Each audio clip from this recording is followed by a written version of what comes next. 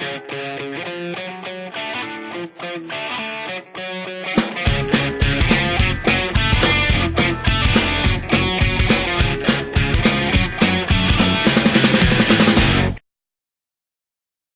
it going? I'm Drew Edwards with the Downriver Mop. And I'm Gory Vincent from the Walled Lake Penny Saver. And we're the Dower Show critics. Every week we go to the theaters that haven't been reupholstered since the Bush administration to find out if the movies playing there are worth your dollar. Is that the first administration or the second? The first.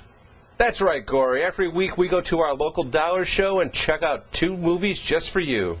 All right, so let's take a look at what was playing up at the Dollar Show this week. We got the A-Team. Ooh, the casting's kind of intriguing in this one. Liam Neeson as Hannibal. I like Liam. Yeah, after Taken, I think he could do it. We've got Marmaduke. Marmaduke, huh? It's got to be better than Garfield, right? I don't know. Marmaduke versus Cujo, maybe I'd see that one. We also have Killers. Killers, is that... Ashton Kutcher. Kutcher? Kutcher? Kutcher. Yeah, I have a firm rule that no movie with Ashton Kutcher in it can be that good.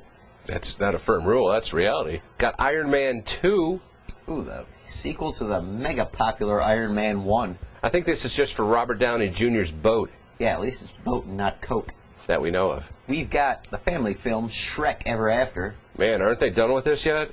No, I think they're going to keep going until Shrek has a coronary. Stick a fork in it, it's done. We got Sex and the City 2. Ooh, I have to admit, I didn't see Sex and the City 1, but I definitely don't want to see Sex and the City 3 when it comes out. Those ladies are getting old. And we've got the remake of The Karate Kid. Hey, Dad, what are you going to give me for my birthday? Son, I get you The Karate Kid. Karate Kid, you're the best dad ever. Oh, jaded. Don't tell your mama. And the movie I decided to see this week was Iron Man 2 with Robert Downey Jr. There's Tony Stark and Gwyneth Paltrow as Foxy Pepper Potts. I enjoyed that role immensely. You should get together with Angelina Jolie's Salt. No, I like the pepper better. And Mickey Rourke as the cyborg freak who went after Robert Downey Jr. He's not a cyborg. Well, he tried to be. And don't forget Scarlett Johansson. Yeah, she was okay. And this movie starts off after Iron Man has created world peace, and now the U.S. Congress wants a piece of the Iron Man so they can make more Iron Men for themselves, basically. They have these congressional hearings in Washington because they basically want to get the Iron Man uniform. And Tony Stark, in typical Robert Downey Jr. fashion, pretty much tells the Congress to F off, and he's not giving them nothing. Why? Because he's Iron Man, and what are they going to do about it? Now, after you don't think this guy's ego could get any higher, he goes back to his home and finds out that there's this toxin inside of his bloodstream created by the power source that he made in the first movie, and it's slowly killing him. Yeah, I know what you mean. You just keep popping in, like, looks like a little SD memory card into, like, his little heart there. Yeah, it was crazy. And the old one's all burnt, like somebody put it in the microwave. Yeah, and of course he had to drink this stuff that looked like soy sauce. That did not look appealing at all, but that was just for his blood. Yeah, so he kind of takes his medicine to keep his toxicity down. He's all screwed up. He needs to find himself a new heart because he's basically dying. And Mickey Rourke's off in Russia with his alien father who's on his deathbed, and he wants revenge at Tony Stark because, get this now, he helped him make the blueprints of the actual artificial heart he has, or the power source, or whatever the hell that was in his chest. Power source. Yeah, whatever it was. But he wants revenge because he fired his father. Now Mickey Rourke's, he's back. And he's going to make his own kind of arc reactor or whatever the heck it is. And so Mickey Rourke figures out where Tony Stark's going to be, and he makes an encounter when Tony Stark, being the cocky son of a bitch that he is, he's in a Formula One car and just going down the street somewhere. Where was that? Monaco? I thought it was Morocco, but whatever. It don't matter. Mickey Rourke shows up with this, it looked like a damn octopus. That's true. It did kind of remind me of Doc Ock from Spider-Man 2, but it was Whiplash. Yeah. Whatever it was laughable almost. And of course he rips apart Robert Downey Jr.'s car, splits it in two, but he gets out unscathed, undamaged, and he's ready to fight Mickey Rourke. He's a little damaged. He's got some superficial wounds. Yeah. So Pepper Potts shows up and gives him his Iron Man uniform, which was another laughable scene in my book. I mean, they got Mickey Rourke's character pinned up against a wall, but he could still go at you with those whips. I just don't buy that. Well, yeah, he was kind of superhuman in this, you know. I mean, a normal person's legs would be broken, at least you think, if they got hit by a car. Well, it was repeatedly hit, so you think he wouldn't have them after a while. That's true. He wasn't really wearing any protection down there either. No, not at all, and that's why it seemed a bit far-fetched. So Mickey Rourke's sent to jail for his crime, which was kind of laughable because I thought some of the cops there would have at least shot him once or twice, but no! And he joins forces with his congressman that Tony Stark basically told off at Capitol Hill a month or two ago. That's right, played by Sam Rockwell. He's got Hammer Industries or whatever that creates their own weapons. Yeah, nice name. Yeah, a little subtle. So he gets Mickey Rourke to build this new fleet of Iron Mans, and they're trying to sell that to the government for the nice contract. Now, there's a nice supporting role here by Don Cheadle, who played the second Iron Man, which was kind of strange because he wasn't in the first movie. Well, no, I think he's taking over for Terrence Howard's character, strangely enough. I don't know if Terrence Howard wanted more money, and Cheadle was like, I'll do it. I'll have to admit, I have not seen the original Iron Man. I hope they don't take away my critics card for this, but in a way, I got to go in and enjoy this, without the preconceived notions of how good the first one was, which I know was very popular. Yeah, it was this good. one, I gotta say, I enjoyed it. I mean, there were some plot holes and lapses in logic, where, like you said, the thing with the legs. Another scene near the end where Tony Stark saves his kid in like a cutesy scene, but it just doesn't all make that much sense. Samuel Jackson shows up in this as Nick Fury, who's Samuel once again comes in with a shaved head and a goatee. Eye patch. Yes, and Robert Downey, I must say, speaking of goatees, he has one of the most elaborately manicured goatees I've seen in a while. I mean, the guy. That's because he's Tony Stark, man. He doesn't pay for anything less. I mean, I'd like to know what kind of tools they're using to trim that thing. I mean, that was. But having said all that, Drew, I did enjoy this movie. It kept my interest, and I was able, it had some nice action to it. Jon Favreau, who directed the first one, he also stars as kind of like Tony Stark's chauffeur. But I am going to give this one, Drew. Is it worth $1? I'm going to say hell yeah. This is really? worth $1. Wow. Yeah, Iron Man 2. I mean, I didn't see the first Iron Man, so I will get around to seeing that. People, don't yell at me. I'm going to see it. But hope you do. It's good. I think if you didn't see the first Iron Man, or even if you did see the first Iron Man, you'll enjoy it. And I'm going to say hell yeah. I had to give this movie a solid sure, Gory. I mean, it held my interest. Not as good as the first one, I didn't think, but still pretty good. And again, Gwyneth Paltrow.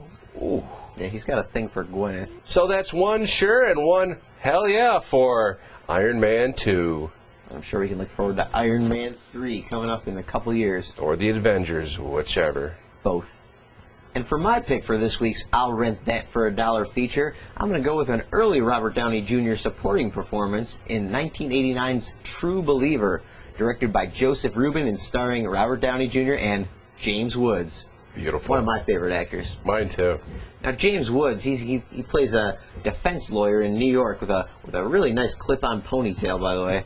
I think there was a ponytail wrangler in this thing. They had, I mean, this thing was, his hair's all curly. It's kind of weird. It takes some getting used to at first. It does, but after a while, it fits in. Yeah, James, he's kind of like an old hippie that now, he used to be all about civil rights, and now he's defending drug dealers and drug pushers mostly.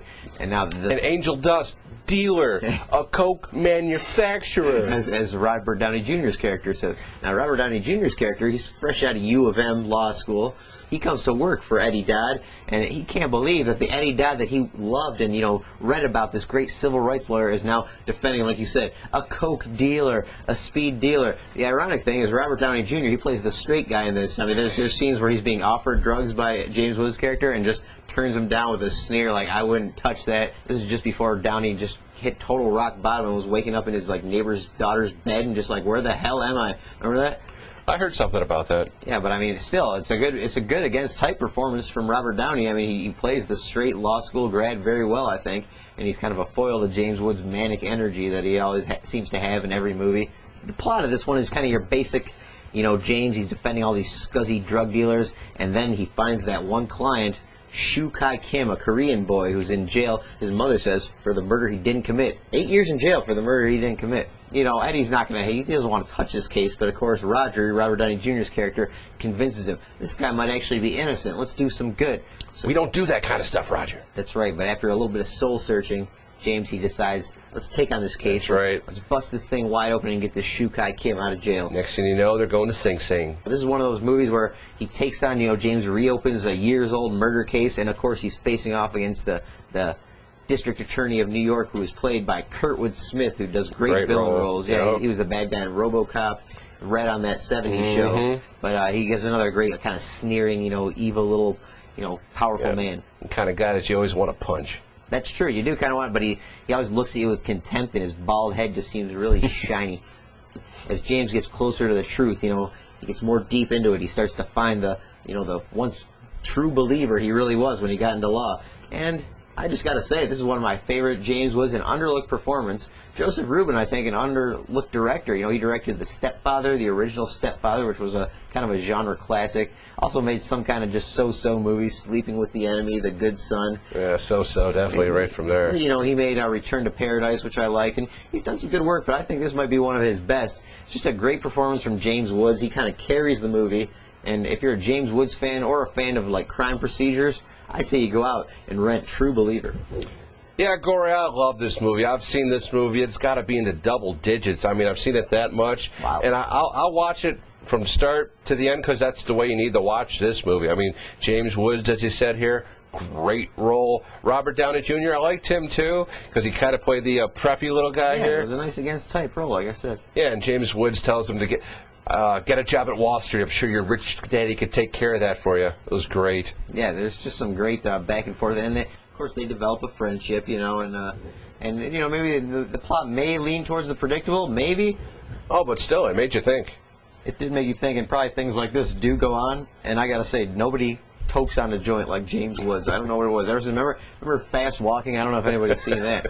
But We're going back there, huh? Yeah, that movie opens with James Woods smoking a joint in close up and snorting the smoke up his nose in some elaborate toking Crazy ritual. stuff there. Yeah, and here it's good to see him back toking one, you know, because he just seems to really enjoy it. I don't know if it's the first time he's done that or not. Yeah, it's good to see him back downtown in Chinatown in this movie, too. It's been a while since he's been there. That's true, and also this might have led up to his later job on Shark, the TV series where he played a lawyer. Oh, I enjoyed that series. Yeah, short-lived series, if you guys. Very short, too short.